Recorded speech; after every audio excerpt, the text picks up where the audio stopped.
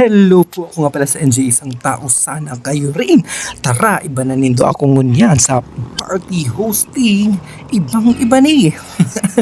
Beach party hosting sa Camp Pichilitos sa Pasakaw. Siyempre, pakaabutan ng Pasakaw, naglibot-libot mo nakita. Tapos siyempre, magawin baga ang ambience tigdiyo. Siyempre, nagkarantahan mo na dyan. Happy birthday, happy birthday, happy birthday to you. Eh, siyempre, after ka, ayan, nagkarakan mo nakita. Kakang ka na naman. Ba, nag-start na kita dyan ka sa tuyang party. Nagkawat mo na, nagkagwa mo na kita ng pakawat bago ang pinaka-highlight. Kabuos, ang pinaka-highlight.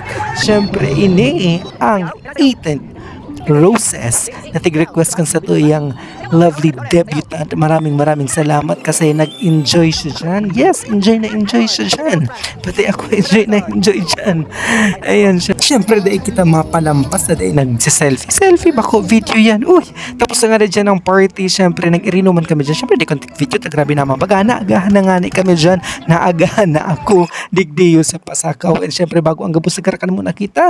Paano man dahil kita magkarakan? Siyempre, masira mo na baga ang pagkakan. Kaiba ko nga dyan si Ate Carol, my workmate, turned into ate. Salamat sa pag-invite sa kuya dyan yan sa gabos na nag-beach. Ingat ka mo sa next vlog mo.